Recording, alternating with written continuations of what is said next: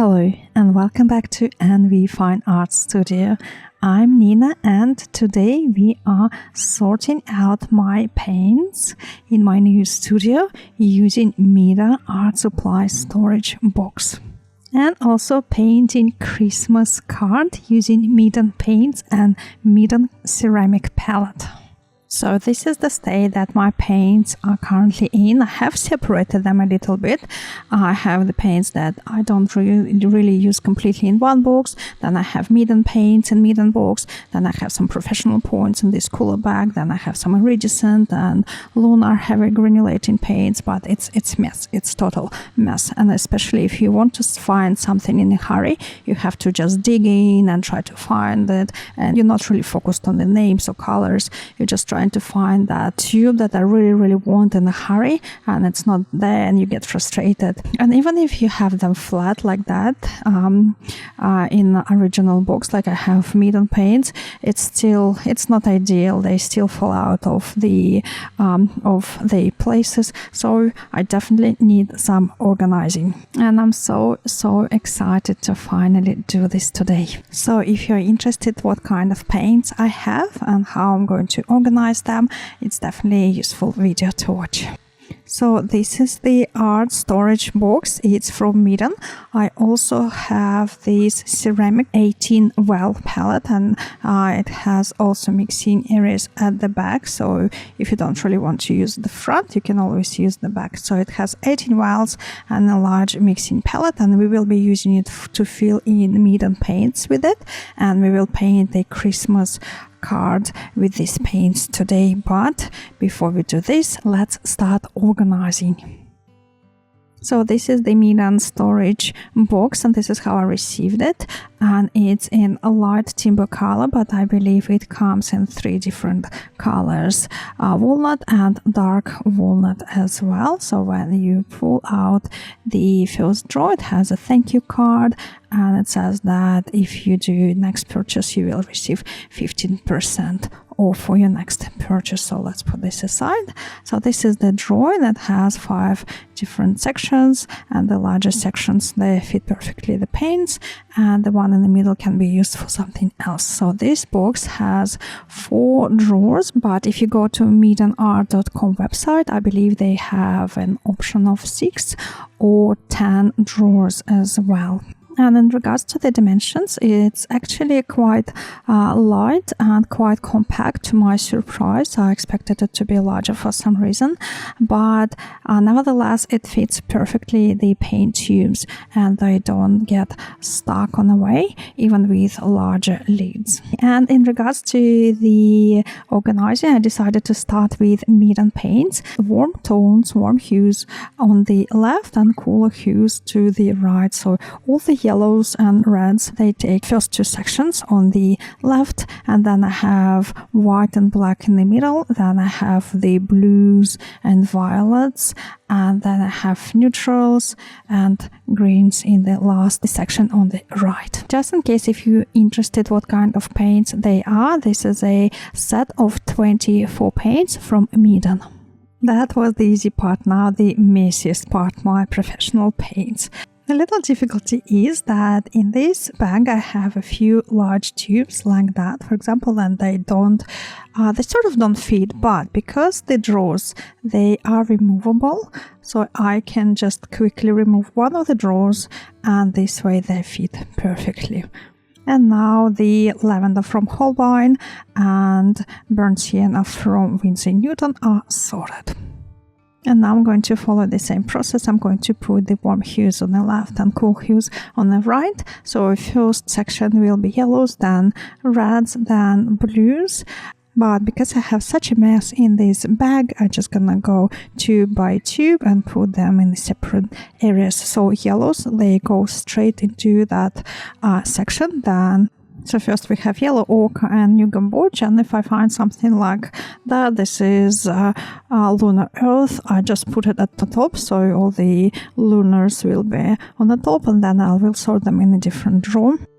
So now in the second section we have cadmium red from Holbein, permanent rose madder, and permanent alizarin crimson from Daniel Smith, And in the section in the middle, I'm going to put my whites. So this is Chinese white watercolor, and then I will find white gouache, and I will put white gouache in this section as well. Now I'm adding raw sienna from Daniel Smith to that pile, and gold ochre from Winsor Newton, and Hansa yellow from Daniel Smith, cadmium red light from Winsor Newton to the red pile, cadmium orange from Holbein, and brown madder from Winsor Newton. Then we have cadmium yellow deep from Holbein, and Jaune Brilliant number 1 from Holbein as well. I also have this buff titanium from Daniel Smith, which is very similar to Jaune Brilliant but not as opaque. I also have some spare tubes like this raw sienna and lunar black, but we will sort them later. And I also have these finished tubes, and if I didn't check them out, that means I still need to order them to have a spare tube. I found white gouache, so I'm going to move white Chinese watercolor, and put white gouache next to it. Okay, now I'm going to pull out the drawer and find the space for all the paints.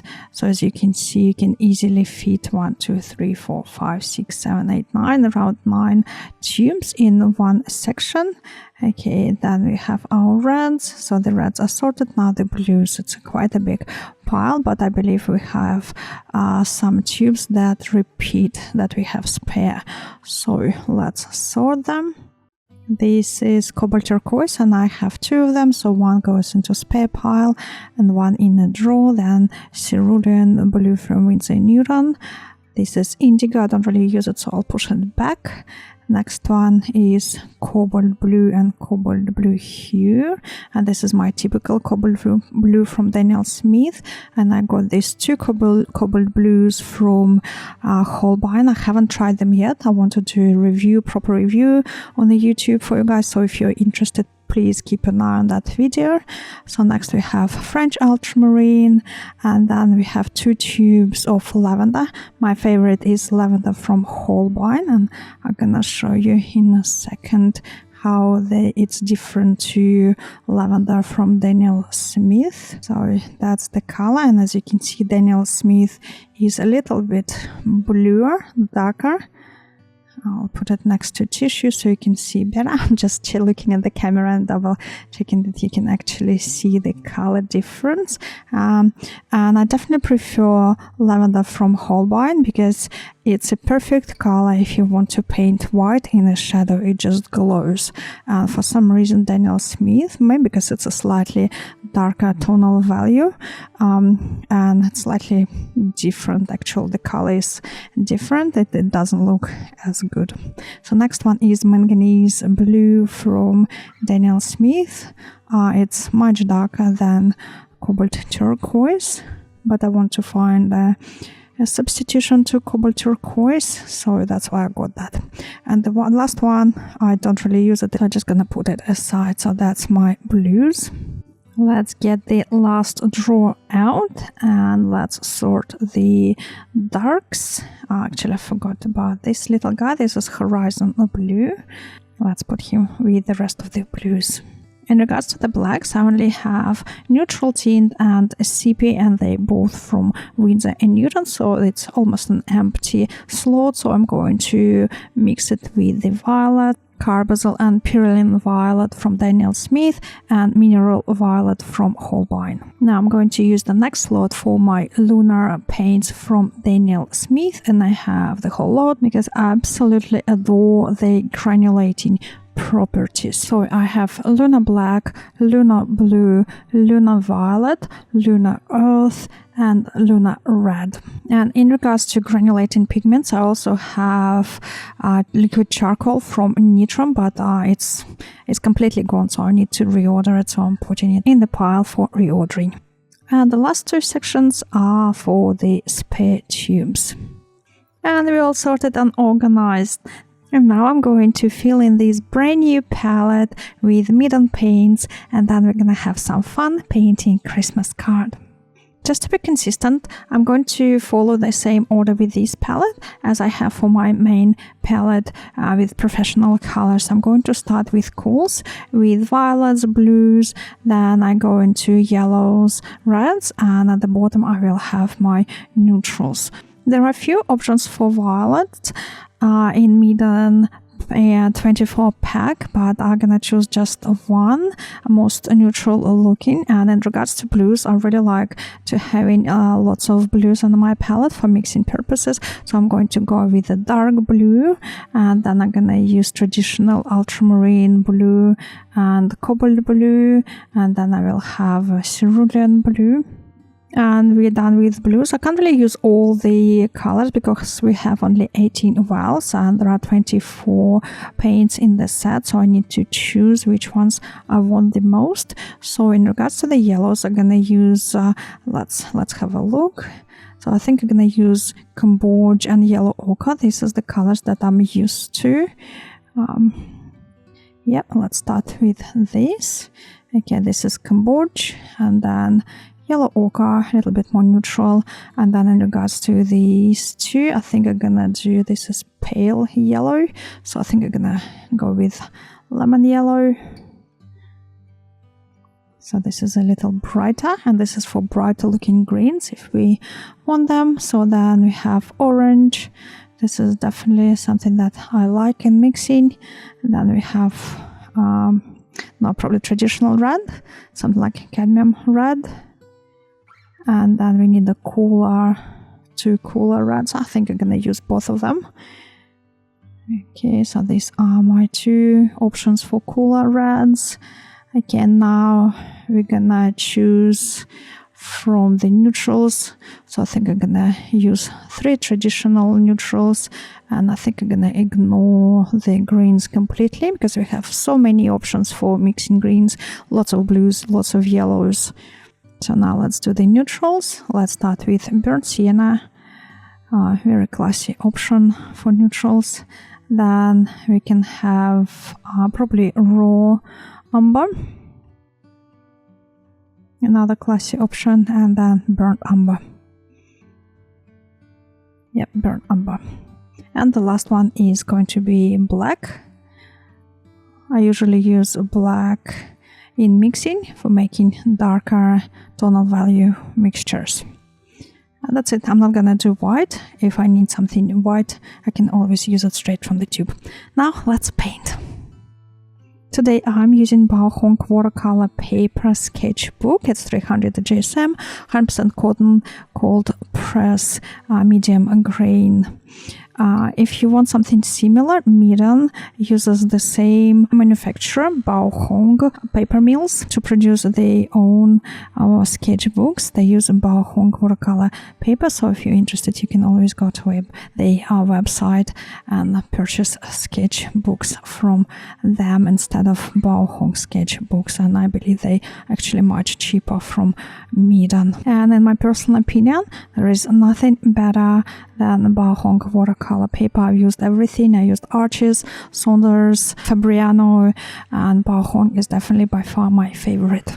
And for the sketch, I'm using mechanical pencil 2mm 2B, so it's very soft and quite thick, and this is because I don't really want to damage the paper. So I'm using a thicker pencil with a softer lid.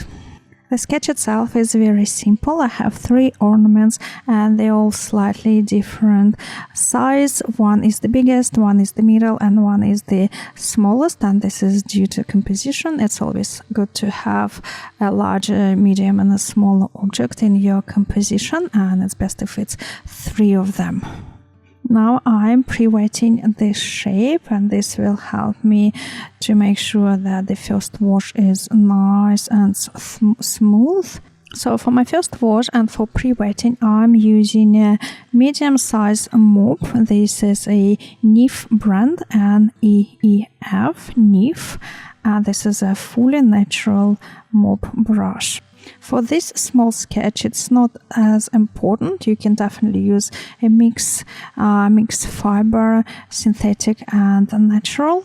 But if you paint something larger, you definitely would need a fully natural brush for your first wash, because it holds more water. There is a much better chance that your wash will be nice and smooth, and you don't have to reload too often and worry about drying edges. I'm planning to paint these 3 ornaments in 3 different colors. So my first ornament will be in cobalt turquoise, and I'm adding a little bit of Cambodge into this cobalt turquoise, and I'm leaving a little bit of white of the paper for the highlight, because these ornaments, they're glass ornaments. They're gonna have lots of reflective shapes in them, lots of reflections, so they need quite a few contrasty areas. So the second ornament will be orangey red, so I'm using a mix of yellow and orange, and as you can see, I'm letting bleed one into another, and actually the order in which you paint is quite important. So I painted the ball at the bottom first, and then I painted the orange one next, and this way it's much easier to blend the hues if you wish to do so. So for example, just to show the difference to you, I'm painting the third ball in pink in this crimson hue, also leaving a little highlight on the side for the reflection. And as you can see, when we painted orange first and then pink next, first of all, we mixed pink with yellow, just because we couldn't avoid it. And there is much clear separation between the orange and pink, where if you look at the border between the cobalt turquoise and yellow, there is a much more blurred border, and this is exactly what we want. We won't blend these hues together, because these balls, they are glass and they reflect each other. So you can see a little bit of pink in the green, a little bit of green in the pink, and same is orange, a little bit of green in orange.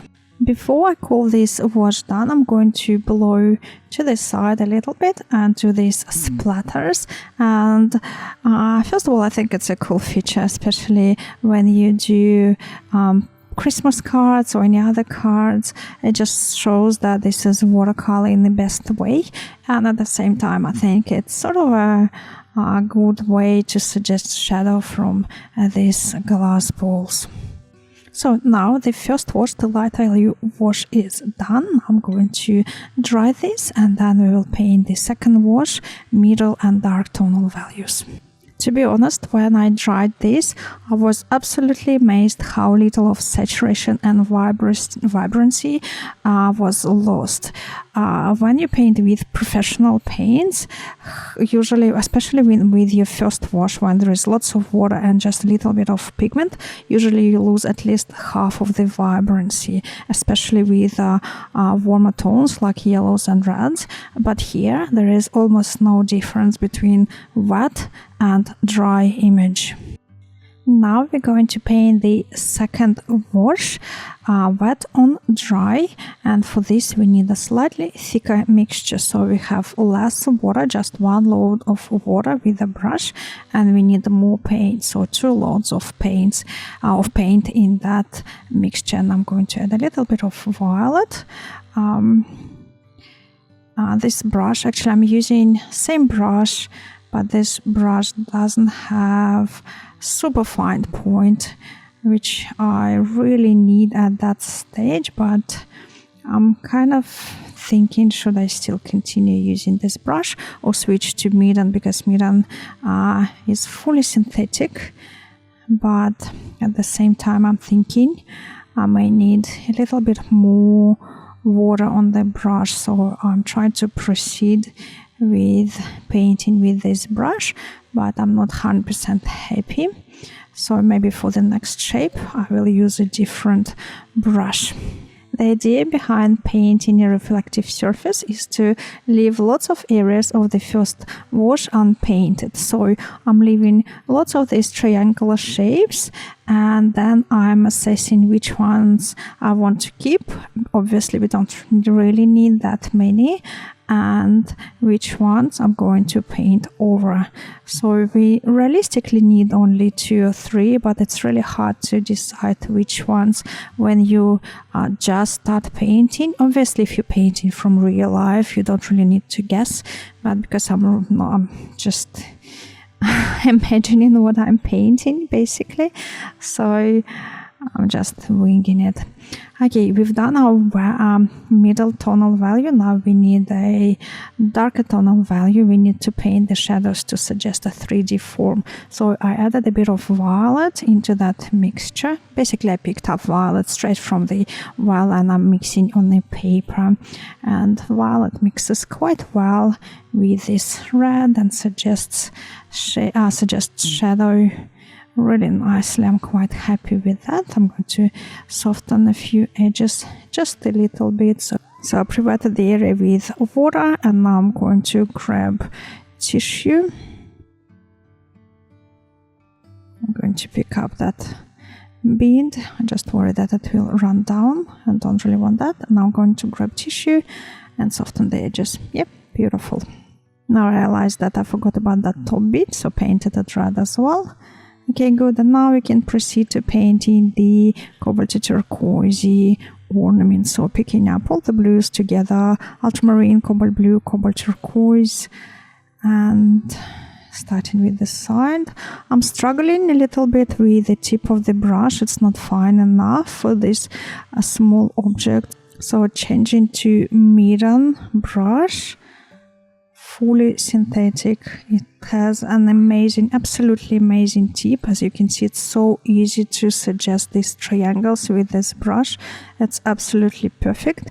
But this mixture that I'm painting with needs to be really fluid because I'm mixing on the paper and it doesn't hold enough water. So I paint these triangles, that sharp edge, and now I'm picking up the Neve brush, back to Neve brush, and I reloaded it with that watery mixture, blue watery mixture, and painting the rest of the ornament. And as you can see, I'm leaving quite a few triangles out.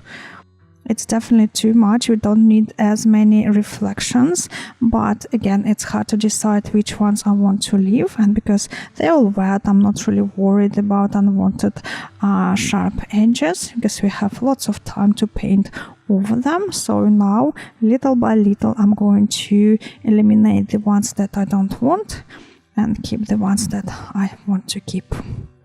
The beauty of painting these little projects is that you don't need to rush. You have all the time in the world to think what you want to do, what you like, what you want to keep, paint over, add, remove, and things like that.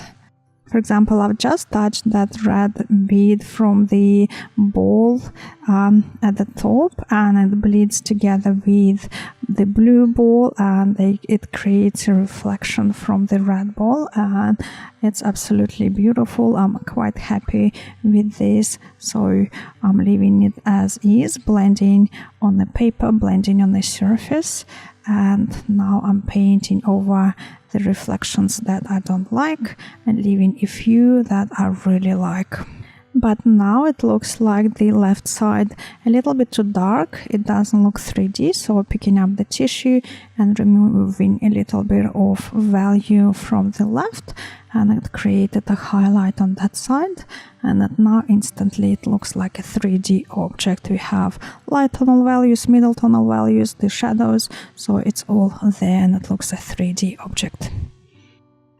Okay, I'm quite happy with this. Now I'm going to change the brush back to Meran, and I think I'm gonna pick up the red straight from the well and paint a sharp highlight, sharp actually reflection from the red ball, maybe at the top as well, somewhere here, just a little bit. So the process for the third ball is exactly the same, so I'm going to skip it and go straight to the drying and then to the details.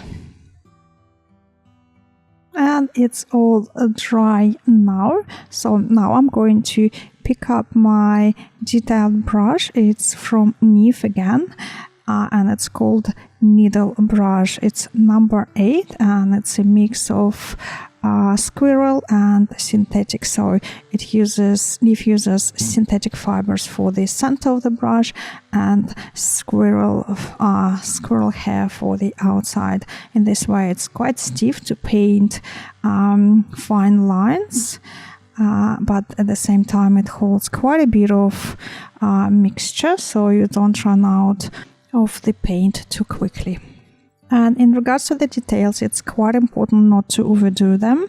And at the same time, you need to be very assertive when you paint them. You can't fidget too much. And when you do a line, just do the line and leave it alone. And try to be as quick as possible. Don't hold the brush very close to the tip. Try to hold it as far away from the tip as possible. For example, I'm sort of holding it in the middle, but I'm not resting the hand on the paper or holding it like a pencil. And that's this way. When you do the line, it looks more expressive and natural. Now, the ornaments are pretty much finished. If you're against all these splatters or destroying the edges or using white gouache, I think that's the point where you stop. But if you don't mind splatters or destroying edges, I think you can do a few more things. So first I'm going to grab very liquid mixture. You can choose different colors. If you wish, you can do blue, red, violet, any colors you like, and do splatters all around. You can also vary the brush. The smaller brush will give you the smaller splatters and larger brush will give you larger splatters. Then white gouache, white watercolor. You can add a few highlights here and there.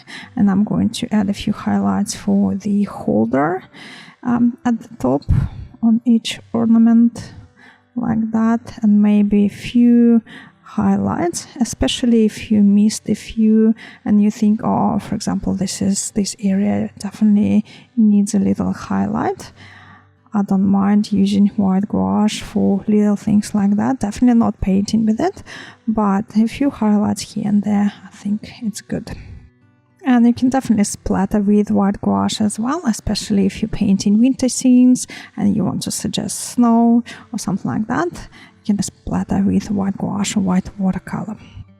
And in regards to softening the edges, I'm going to show how I do it in the example of the red ball. As you can see, the violet and the blue, they already have soft edges on the sides. So I sprayed the area with a spray bottle, and now very quickly I grabbed my hair dryer and I'm tilting the board, and this ensures that the paint from the ball will merge with the wet surface of the paper and will destroy the edge, will make that edge a little softer.